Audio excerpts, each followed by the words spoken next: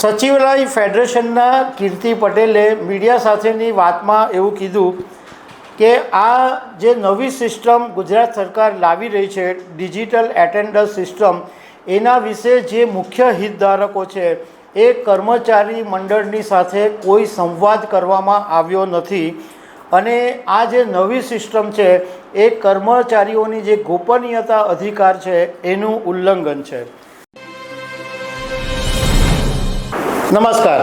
ગુજરાત સરકાર 1 ફેબ્રુઆરીથી ગુજરાત સરકારના જે કર્મચારીઓ છે એના માટે ડિજિટલ એટેન્ડન્સ સિસ્ટમ લાવી રહી છે અને જેનો કર્મચારીઓ વિરોધ કરી રહ્યા છે અને ગુજરાતના મુખ્યમંત્રી ભૂપેન્દ્રભાઈ પટેલને આ બાબતે વાંધો ઉઠાવવામાં આવ્યો છે અને એક પત્ર પણ લખવામાં આવ્યો છે। તો આના વિશે તમારી સાથે વાત કરીશ। મારું નામ રાજેશ શાહ છે અને તમે જોઈ રહ્યા છો ગુજરાતના સૌથી મોટા ડિજિટલ ન્યૂઝ પ્લેટફોર્મ ખબરછે.com। સચિવાલય ફેડરેશનના કીર્તિ પટેલે મીડિયા સાથેની વાતમાં એવું કીધું કે આ જે નવી સિસ્ટમ ગુજરાત સરકાર લાવી રહી છે ડિજિટલ એટેન્ડન્સ સિસ્ટમ, એના વિશે જે મુખ્ય હિતધારકો છે એ કર્મચારી મંડળની સાથે કોઈ સંવાદ કરવામાં આવ્યો નથી અને આ જે નવી સિસ્ટમ છે એ કર્મચારીઓની જે ગોપનીયતા અધિકાર છે એનું ઉલ્લંઘન છે।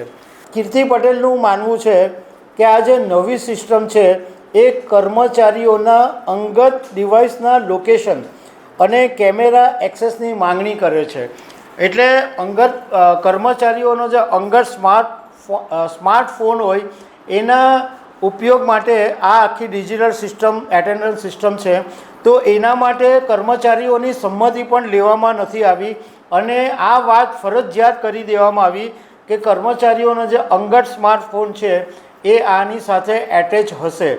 બીજું કે કીર્તિ પટેલે એક બીજો ભયસ્થાન એ વ્યક્ત કર્યો કે આમાં થર્ડ પાર્ટી એપ્લિકેશન દ્વારા ડેટાની જે ડેટા ભેગા કરવામાં આવશે એની સુરક્ષા અંગે પણ ચિંતા છે, ખાસ કરીને મહિલા કર્મચારીઓ માટે, કારણ કે મહિલા કર્મચારીઓના ડેટાનો ઉપયોગ જે ડેટા છે એનો દુરુપયોગ થઈ શકે છે। મહામંડળનું માનવું છે કે આ અત્યારના જે સિસ્ટમ ચાલી રહી છે એ બહુ સુચારુ રીતના સારી રીતના ચાલી રહી છે, કોઈ પ્રોબ્લેમ નથી।